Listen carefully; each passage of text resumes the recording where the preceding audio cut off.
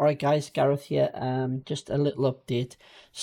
A lot of the stuff I've been working on over the last day or two is related to getting the actual systems and the core values for all of our entities in the game. This comes down to the player ship itself, enemy attributes, and more importantly, the weapons that we're going to be using need to be scaled correctly. And part of that process is making sure that we take into account all of the data from the player, the data from the enemy, so that we can calculate the average DPS output required in order to kill certain different types of mobs. So in here, I mean, it says secret, but these values are just temporary values, so I can show you this at the moment. But this is going to be what we use on the back end. So when our games designers create new weapons, or they create new enemies, or they create new ships, we can use this template as a basis, and we use it to calculate the range of values that we need to stay within in order to in order to keep the game balanced. Sorry, my daughter's having a little grumble in the background. So very quickly, basically, what you've got here is on the player ship. You can see that we have all these core values up here are the base attributes. Now, if we change these core values up here, if I try to change anything down here, it'll not let me change it, or it shouldn't let me, because the whole sheet's protected. That's to protect people from editing things they shouldn't. These are all formulas and they calculate them accordingly. And all of this data will change based on whatever values I put up here. So for example, at the moment, free starter ship, I've given a base value of 200 HP with 250 shield value. This is at level 0 with 5% armor rating and a core capacity of 100. It can't have any elemental resistances. It will have up to 2 elemental weaknesses, and it can only equip 2 turret hardpoints. But I can change any of this data here, and ignoring this. But if you look down here, you can see at the moment at level 1, I would have, based on these values, I'd have 471 health. Sorry, this is total effective hit points, and the total effective hit points is the shield, the armor contribution, and the health. So this is how much damage I would need to take as a player at level 1 to be completely wiped out. From full health to no health would be 471.8, and we round it up so it'll be 472. But if you can see, if I change this to say 400 here, that if we go down here now, you'll see all of these values have already changed. So now they update based on whatever I enter into this table. And if I want to actually change specifics, so I've got an HP table here, I've got a shield table and a base armor table. And there's the 5% for the base value for 0 star. And these get updated based on the columns up here. Again, sorry, it's a lot of jumping around. But so if I change this armor rating to 15 here, you see we'll come down to this table.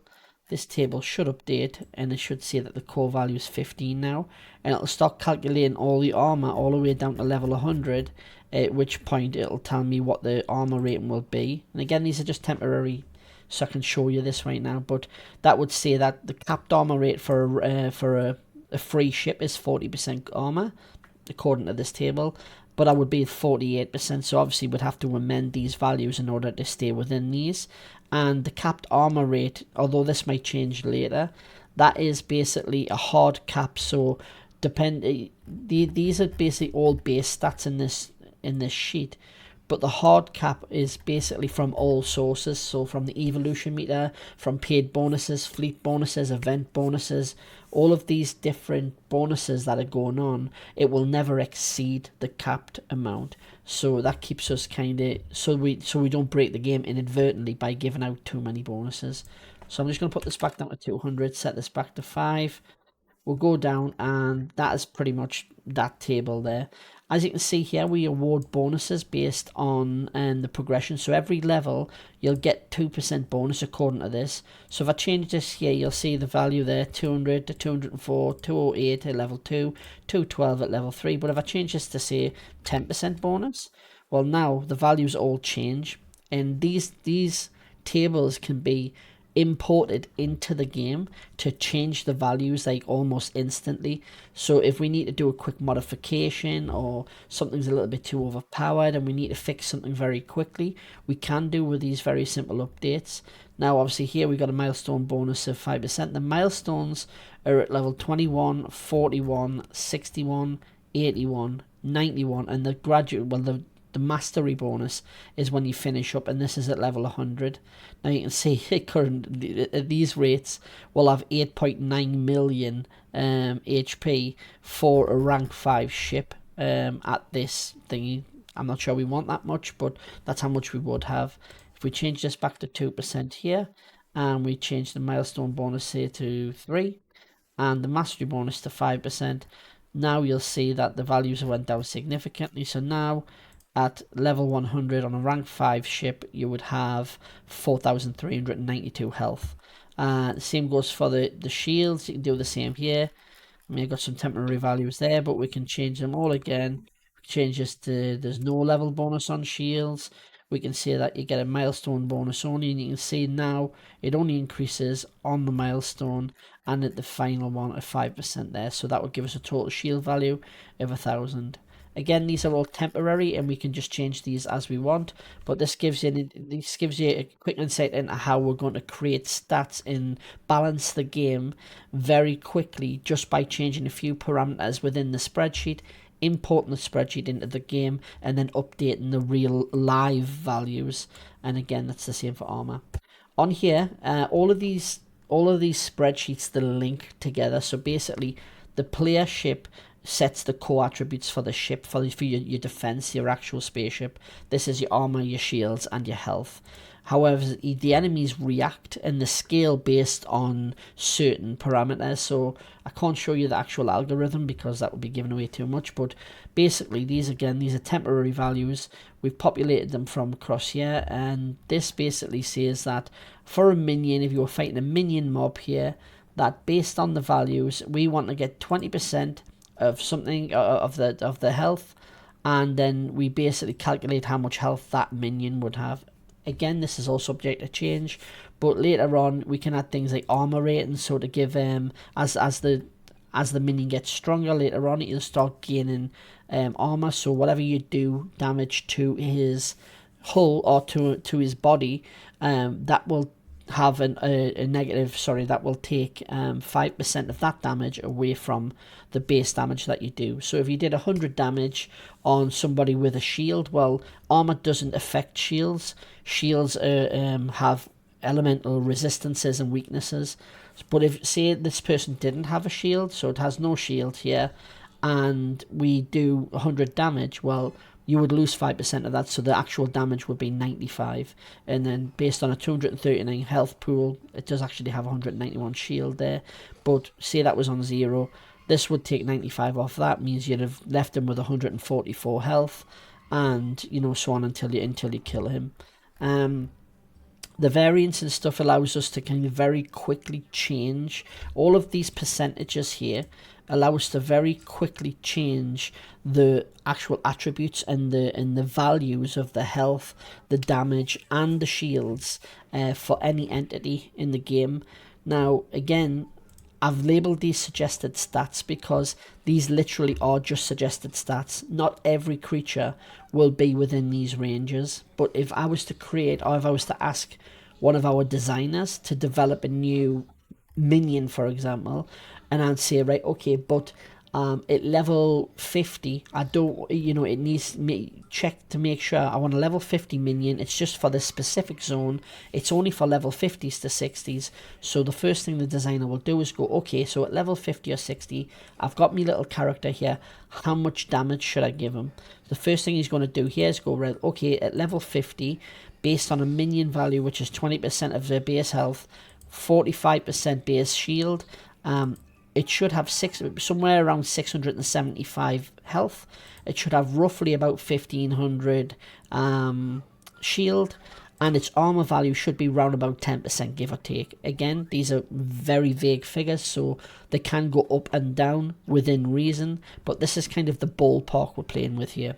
And then the damage per basic attack should do somewhere between 122 and 149 damage, give or take. Again, that could be 100 up to 190 or whatever, but give or take. And the variance here between the minimum and the maximum is 10%. So if we set that to 0, oh, I can't set it to 0 because I've locked the sheet. But if we set that to 0, you'll get the absolute value of what the damage should be in order to kill you X amount in X amount of hits.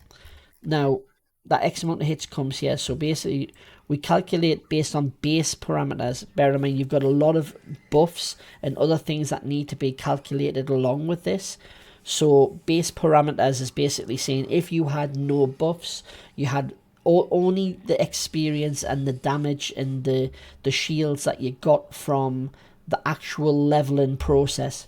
No extra equipment, no bonuses, no crafted gear, no event rewards or anything like that. If you only had the core base stats, then it would take a minion 25 hits, basic attacks, to kill you at any time. So if a minion was to fight you at level 1 and do 25 attacks, it would hit you for a base value of 19 in order to accomplish that.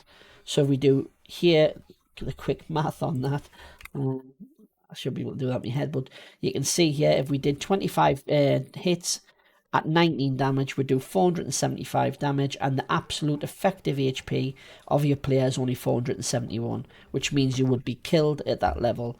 Now again, if that minion attacked you at level 57, for example here, if he attacked, he will now have a damage of 164, that or thereabouts. So we do 164 times 25 hits, 4,100 damage, and at level 57 you can see you've only got 4,075 health. Well, total effective hit points base. That means that minion should kill you in 25 hits at any level in the game. However, this is based on base stats only. When you have bonuses, buffs, rewards, fleet bonuses, and all of this other stuff, in-game evolution meters, you're picking any drops or anything. There's a multitude of other ways of gaining more armor, gaining more health, and gaining more shield. All of these will stack on top of the base. This is purely calculating, and this is very vague as well. It's purely calculating on base stats. So later on, when we do offer all of these bonus power-ups, you're not going to necessarily die in 25 basic attacks from a minion. And if you look up here, you'll see that a normal can hit you in 15 attacks, should do the same thing, should kill you outright. 10 attacks from an elite, basic attacks, should kill you. 9 from a rare elite, 7 from a mini-boss, and 4 from a boss. Now again, this is without any extra buffs or power-ups or anything. So you could actually almost triple your values if you like, and this could turn 75 minion hits before you'd actually get destroyed. It just depends on how much you've leveled your gear, whether or not you've activated any bonuses, if you've got any temporary skills which boost your defense rating or increase your attack power. There's a lot of things to take into consideration.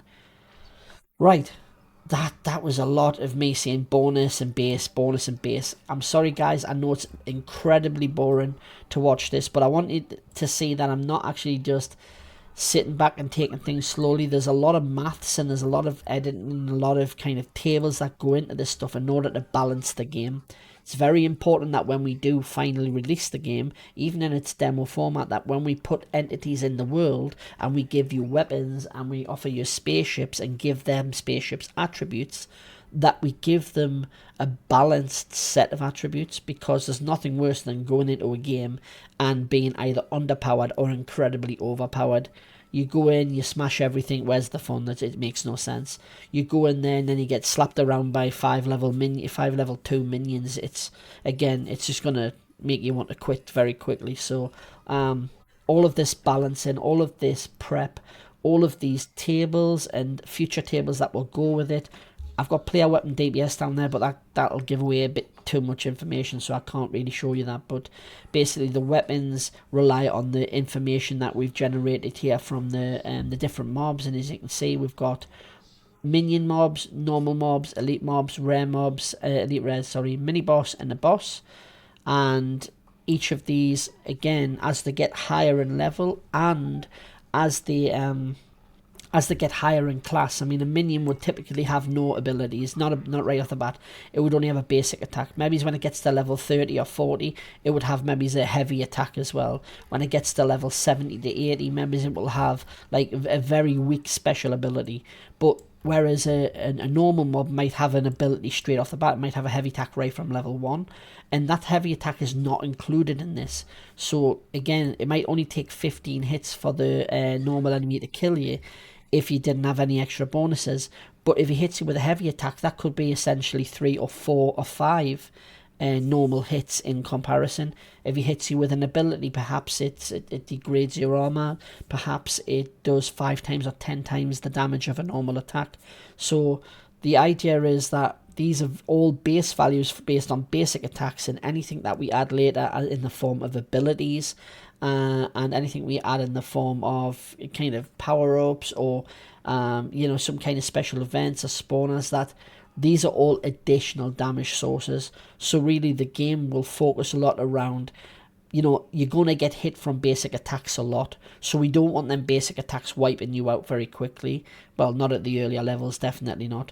But equally, if you get hit by a special ability or an ultimate ability, it should do a lot of damage, and that's why we haven't calculated that damage into these equations, because when they hit you, you should suffer significant damage. If you get hit by a huge cannon or some kind of solar storm, then that solar storm should perhaps blind you or disorient you. The solar storm might it might whisk you up and keep you in some kind of stasis for a few seconds, at which point you're taking extra damage from everything around you.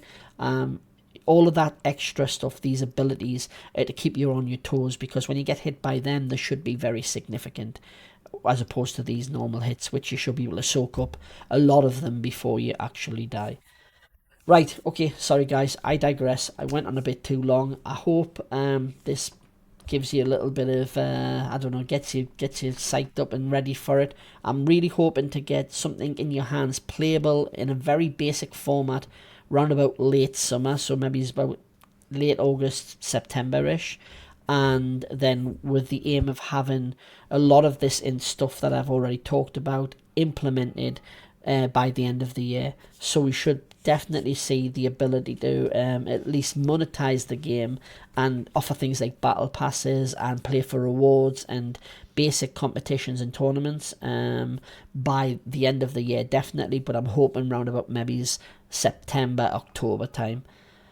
Right, okay guys, that's everything from me today. Thanks very much for listening to me babble on as usual. I will be back with another update in the next week or so, and until then I will see you in the next video. Thanks very much.